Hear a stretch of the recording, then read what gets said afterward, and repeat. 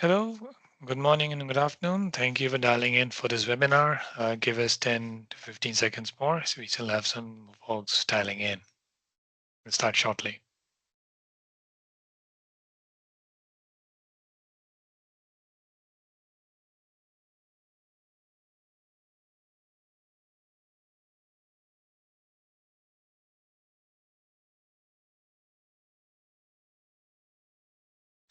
And we can start. So good morning and good afternoon. Thank you again for dialing in for this webinar on de-risking the energy transition, how we can use techno-economic modeling to really quantify the different uncertainties in the energy transition. My name is Harshit. I'm your speaker for today, and I'm one of the directors in our energy consulting team.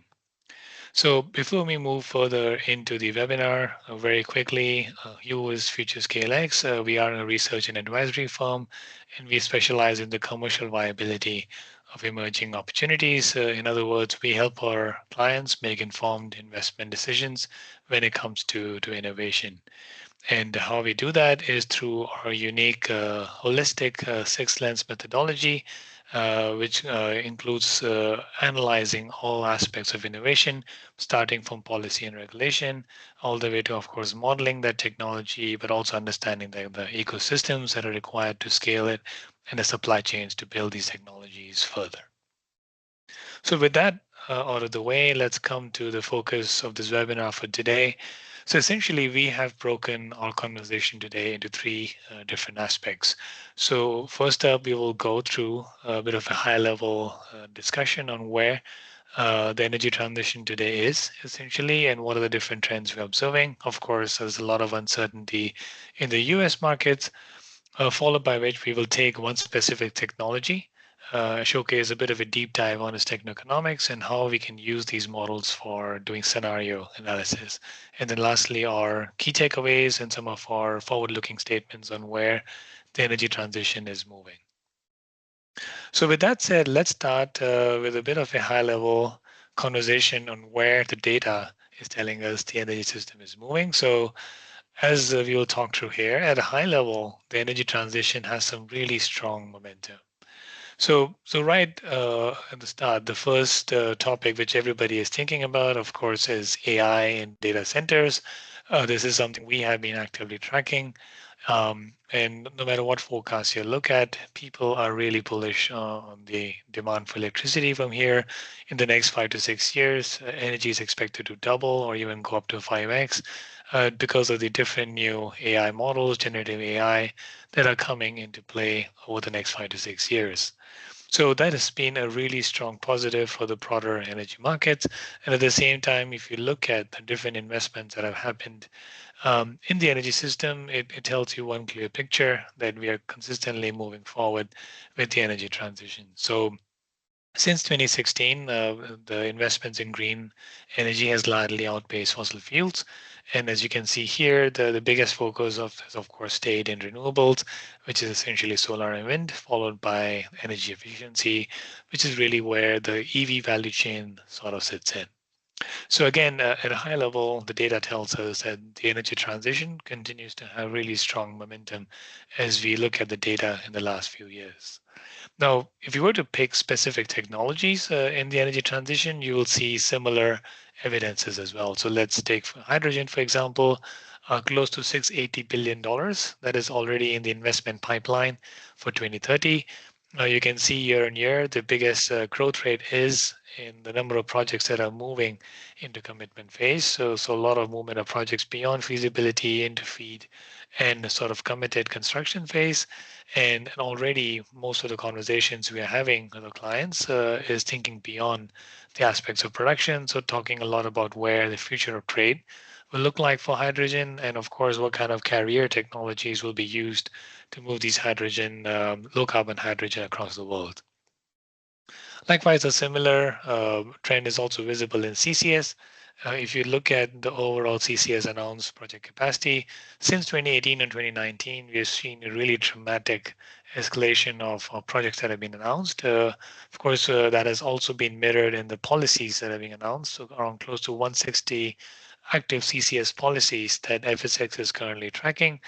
And in terms of the overall capacity of 450 million tons per annum, almost 20% of that is either operational or in construction. So again, really strong momentum in CCS as well. And again, most of the conversations we're having here is a lot about the downstream side of things. So what is the best way to permanently sequester carbon? Is it storing it or using it for some kind of a product? And then again, talking about the policy aspect. So how does the same success of the US market get replicated in other parts of the world as well? So as I again earlier said, when you look at the data at a high level, we see really strong momentum for the energy transition. But again, data is always looking at what has happened in the past. But if you start looking at some forward-looking signposts, you start seeing a bit of a difference of where the energy transition might be moving forward. So if you look at the movement of the big players in energy or the recent market movements, we do start seeing some impending roadblocks for the energy transition. So bit of a story here. Back in 2023, BP was one of the first oil majors to publicly come out and said that we need to dial back on our climate goals and focus really on oil and gas production. That's the best way for us to manage our finances. Now, of course, BP has had its difficulty in the last few years. So most analysts felt this was a one-off incident of a big energy company taking a step back on its climate ambitions. But a year later, we saw the same with Shell, who announced that they will weaken their 2030 emission reduction goals and focus again on the broader gas journey. And most commentators again felt this was because post-Ukraine war, natural gas prices were really, really high, and it's an energy company trying to capitalize on that.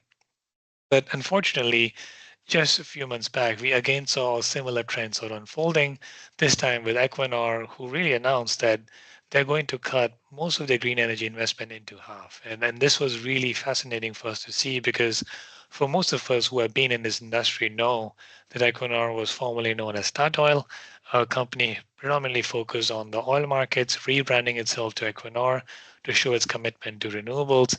But yet here we were, Equinor announcing a major setback into its investments in green energy as well. So, despite the data we see from the last few years, while there has been a lot of progress in the energy transition, if you look at the movements of these corporates, we can see a bit of a slowdown coming for the energy transition. And this is not just from the corporates. If you look at the analysis of policymaking and also where the public sentiment is, we are seeing a similar trend. So the World Economic Forum publishes this really nice analysis, the Energy Transition Index. Each year, the top 10 is largely built with Scandinavian countries.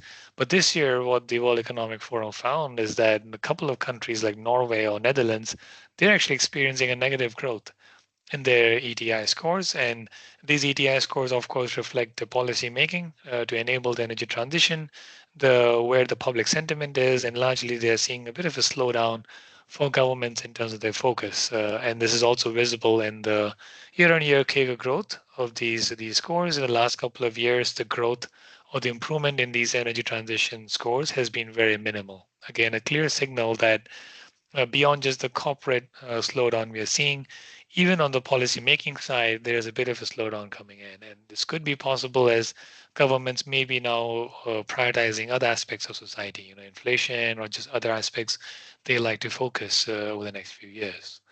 So clearly a slowdown coming in for the energy transition, despite some stellar performances in 2023, 2024 for the energy transition. Now, on top of that, to make matters even more complicated, we're also seeing a lot of geopolitical risk that is currently at our disposal in the energy systems. And again, this is not something that has been surprising for most of us. Of course, it first started with the wave of protectionism in the West, or as we like to call it, decentralization 2.0, trying to decentralize energy manufacturing from China.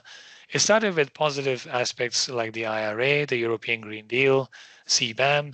But in recent years, as we have seen the new presidency in the US coming in, policymaking has become largely more complicated. So, of course, we know the famous flurry of executive orders that President Trump has signed that has included a pause and review of the IRA, which is really critical for the progress of the energy transition and in the Western world. And of course, most recently, the ongoing trade wars that can have really severe implications on all on climate tech that we can speak of. So overall, while the energy transition has had some really good progress and also on the specific technologies like hydrogen or CCS, in recent years we are seeing a bit of a corporate slowdown. We are seeing policy making generally also experiencing a slowdown then, and then again we have broader geopolitical tensions that are also shaping a potential slowdown for the energy transition moving forward. So that's a lot of uncertainty, and how do we unpack that? So that's where we are going to focus in the second half of this webinar. We're going to talk about how the techno-economic modeling capability built by FSX can be used to assess different scenarios, how we can run sensitivities, and what are some of the learnings we can gather from these different model runs. So first and foremost, just a bit of a high-level plug. FSX has a really deep capability of building these models as part of our six lens methodology. As spoken earlier in this webinar, we have built models for, of course, CCS. We have done that for heat pumps, and we also help support long-term adoption models if you're doing any kind of S-curve analysis as well. So if you're interested, certainly feel free to reach out to our modeling team after this webinar. So at a high level, it would be good to first start with what exactly is a techno-economic model. There are different ways to define it. We basically call techno-economic models as a quantitative approach to assess different uncertainties in a market. And almost all FSX models predominantly use this flowchart that you're seeing here. There are three fundamental inputs that we look at, which is the technology. So of course, the CAPEX, the OPEX, the efficiencies of these technologies. The second is the financing piece, the project financing of these projects, whether it's carbon capture or hydrogen or a new energy storage project. These are billion-dollar commitments. And then lastly, the policy or the grants or subsidies that are enabling these projects. And these models can be used for a variety of end uses. You can use it for economic viability, understand the environmental implications of these projects, and also do sensitivity analysis to find the best way to drop the cost for these technologies. So for this webinar, to showcase how these models can be used effectively, we will take the example of CCS. Now, again, this is for the conversation today, but if you're interested to see how we can support you in modeling hydrogen or heat pumps, do again reach out to the FSX team. So to make the conversation more interesting, we will first talk about the regional aspect that we can also model. So we will talk about the US versus China conversation again, simply because we are in the midst of these different trade wars that have been going on. So we will first talk about if we were to model CCS in these different countries, how does the economic viability of the technology look like? So we have done these kind of analysis for different kinds of projects. For the conversation today, we have selected a specific size of a project as listed here. Now, again, carbon capture can be of different variety. It can be amine, it could be enzyme, membrane.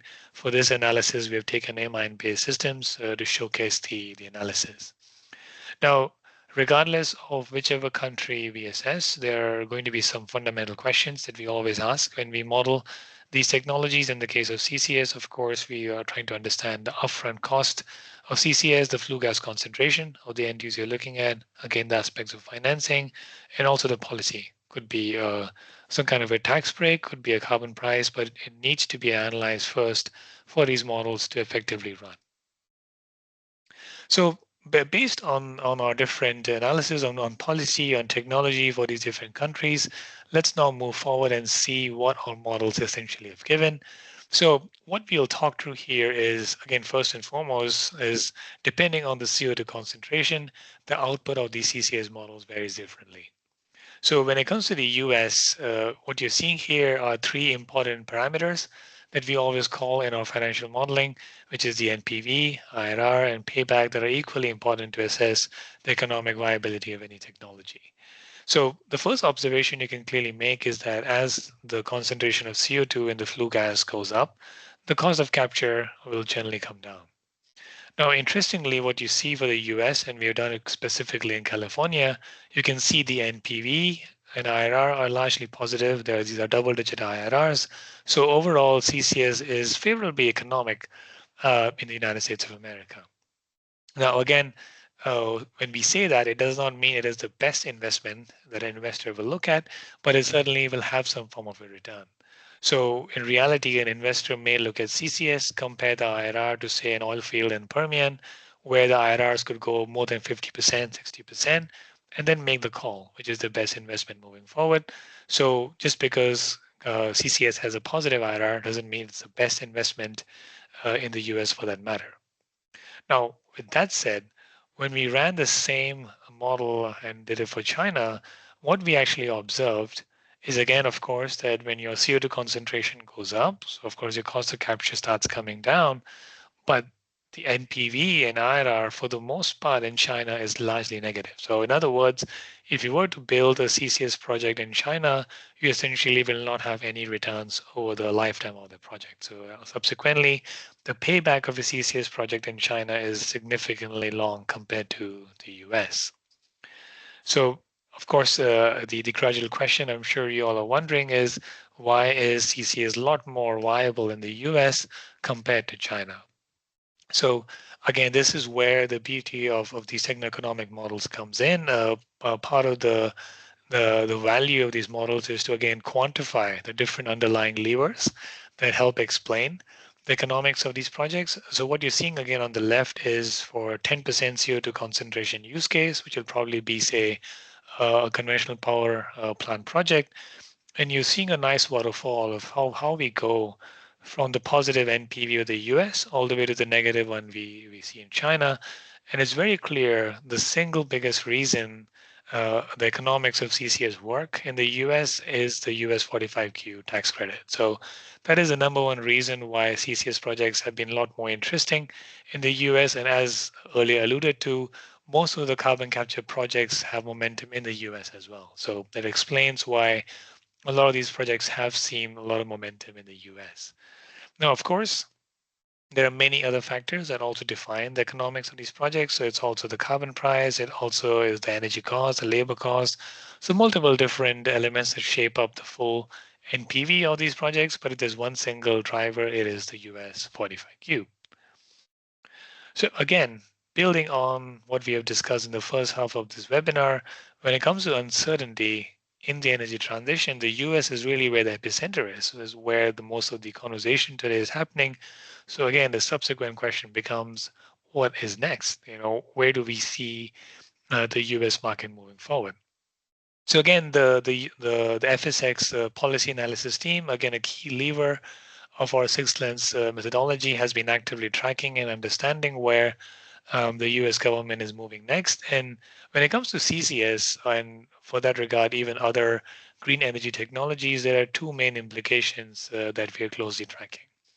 The first are the executive orders, and specifically the one on the IRA, which in the case of CCS is really the implication of the 45Q. So a bit of a background, the US 45Q, first introduced in 2008, has gone through a lot of revisions. It currently stands at $85 a ton, but we all are aware that when the IRA was paused, this will be revisited, so it's unclear where the US 45Q will stand once the review is completed. The second key implication, of course, are the reciprocal tariffs, which we all know have had some major updates in this week itself, and we will talk about it. But again, at a high-level summary, the tariffs that are currently implemented ranged all the way from 10% to 145%, the highest being put on the People's Republic of China. So in reality, where things will head, where the 45Q will eventually land, and where will the tariffs eventually land is largely uncertain. We know there have been some developments on the tariffs, but these are again 90-day policies. It's unclear where the long-term trajectory would be. And what this means is that for you to really analyze your investments and think about where the world is heading, we have to start talking about scenarios. So in reality, there are multiple different combinations that we need to assess. So again, the FSX modeling team has been doing that. We're trying to understand the economics of the CCS projects. So on the left, you look at the NPV here, and on the right here, you're seeing all the different possibilities or where the tax credit could go. So of course, a really pessimistic thinking would be a $0 tax credit. That means 45Q is completely gone. And a very, very positive thinking would be that it remains the same at $85 a ton. So again, multiple possibilities that exist. Similarly, the cost of a CCS project could remain at the base level, which what we showed earlier, or it can go by 15%, 40%, depending on where the tariffs go. So again, that's a key point we would like to illustrate today in the webinar, based on our analysis of the different tariffs and also how most of the CCS projects are sourcing their equipment. We expect the cost of the equipment to go anywhere from 10% to 40%. And one may argue this is not a very big number compared to the tariffs. And this is because a lot of the raw material for CCS projects in the US, like cement or steel, is largely being sourced in North America. Likewise, a lot of the equipment for carbon capture projects is being imported, say, from Europe, for that matter. Now, with that said, when we ran all these different scenarios or sensitivities for CCS, the key takeaway here, which might already be clear, is that if the US 45Q was to drop below $60 a ton, then predominantly most CCS projects will not be economic. So your NPV will be negative, regardless of where the tariffs go. And this is really critical. So if anything, again, the US 45Q is where the biggest implication sits. If it goes below $60 a ton, then regardless of your capital cost, most CCS projects will be economically not viable. Now, as we discuss all these different permutations, there are many different implications that will stem out from this. Now, first and foremost, a more positive thinking is this is a great opportunity for new technologies to be deployed. If we see the cost of CCS going up because of tariffs, this might be the chance for new cryogenic technologies, new membranes, new enzymes to be tried and tested as compared to the incumbents of the amines to bring some dramatic cost reductions. Similarly, the key implication that the US government is hoping for, which is onshoring. If the cost of importing all this equipment really goes up, subsequently, longer term, a lot of the manufacturing of adsorbers, strippers, pressure vessels will move from China, come to the US, and that'll help manage the cost of these projects. And the third and like less likely implication could be that the US just maybe stops thinking about CCS and looks at alternatives, technologies that are less exposed to China and where a lot of the scale up can happen domestically. But we all know that any other technology, whether it's electrolyzers or batteries, are heavily exposed to the Chinese manufacturing as well. So it's quite unlikely that the world will see a lot of scale up all these alternatives at the expense of CCS. So again, with the help of the techno-economic modeling capabilities, as we've showcased, uh, different scenarios or different sort of permutations can be analyzed to look at the economic viability of these technologies for our users, for our clients to be able to make those sound investment decisions. Again, we have showcased example of CCS, but similar application can be done for hydrogen or batteries for that matter. So with that said, we move to the final act of this webinar. And again, I'm sure you're wondering that we have given you a lot of permutations as where the US market is heading, but where do we see the clear path is moving forward? So again, bringing a bit of clarity and forward-looking statements into it. First and foremost, as we earlier spoke of, there's going to be a lot of volatility in the US. That just seems to be the fact of life right now. Of just a few days before this webinar, we saw a joint sort of conversation between the US and China. So there is going to be a 90-day pause, essentially. So the tariffs will be rolled back. There will be a 90-day wait period. And again, it's unclear after those 90 days, where do we see things going? It is possible that tensions could again escalate, or it's possible we arrive at some sound tariffs that both countries can manage.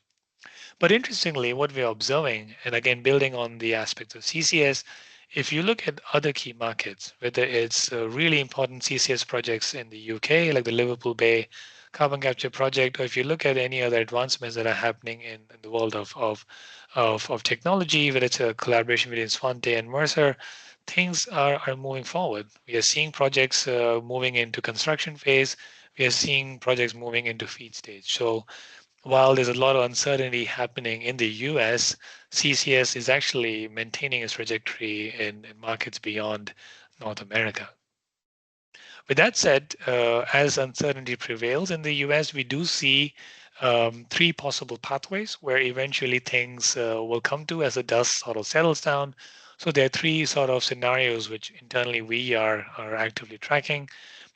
First and foremost, of course, is the optimistic thinking. So a very optimistic scenario would be a complete rollback to normalcy, and things are the way they used to be.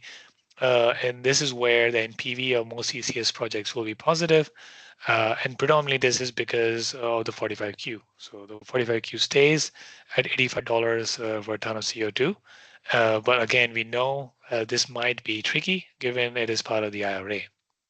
Now, the really pessimistic scenario, which is again a possibility, is the tariffs. We know there's a pause, but eventually they still remain significantly high, between 75% to 100%.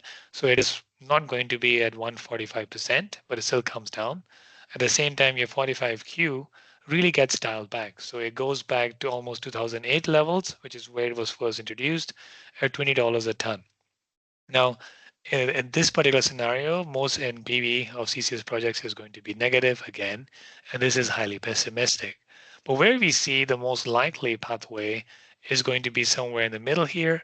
We expect the tariffs on Chinese goods in the US will range in the 30% to 50%.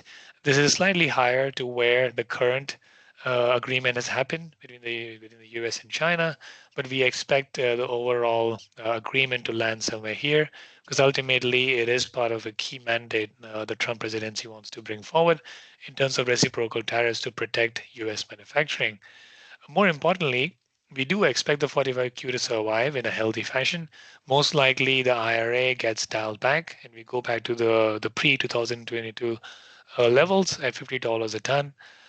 So the 45Q survives, but unfortunately, your NPV remains negative. So this is really, again, a key point we like to highlight that while the tariff can be brought down to 30% or 50%, the economics of CCS is largely governed by 45Q. And as we've earlier talked about, the moment it drops below $60 a ton, the NPV of these projects does become negative. So again, it raises the point that if most of these projects are going to be in this particular tough spot where the tax credit falls below $60, what is the possible pathway to make the technology again more viable?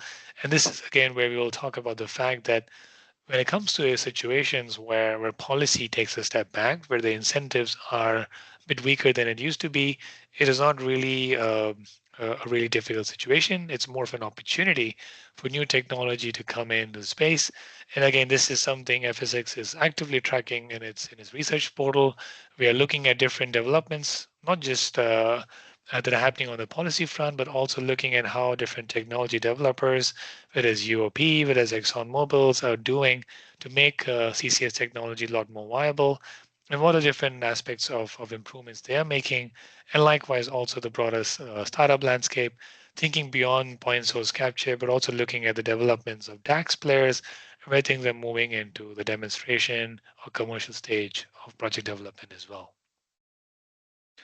So with that said, we have come to the end of this webinar, and we would like to leave you with these three final takeaways for you to absorb and for any discussions with us moving forward. So first and foremost, as earlier mentioned in this webinar, that in all likelihood, the energy transition is going to go through a bit of a slowdown and the uncertainties are going to intensify. But as you look forward, think of the techno-economic modeling that we showcased today as a quantified way to test different scenarios. So we are moving into an era where all investments that are made need to be analyzed in different permutations and combinations for you to be able to tell which scenario and which possibility is the best way forward for your investments. Secondly, as earlier mentioned, the US, which is the home of CCS, is going through a lot of uncertainty, but our key message is that the 45Q should survive regardless of the cuts that happen in the IRA. And as earlier mentioned, the 45Q is really foundational for CCS to be viable in the country. And then lastly, um, as policy becomes lot more weaker and difficult to call, it is not a very difficult situation. If you think about the different technological solutions that can be implemented to bridge that gap, and this is where the role of technology developers and startups becomes even more interesting. And again, this is a piece of analysis we as FSX are actively tracking as well. So with that said, thank you again for dialing in for this webinar. Hope you found this conversation really productive. We are now going to take a pause for 15 to 20 seconds as we gather questions that are coming in from this webinar. So please allow us 10 to 15 seconds to gather them together.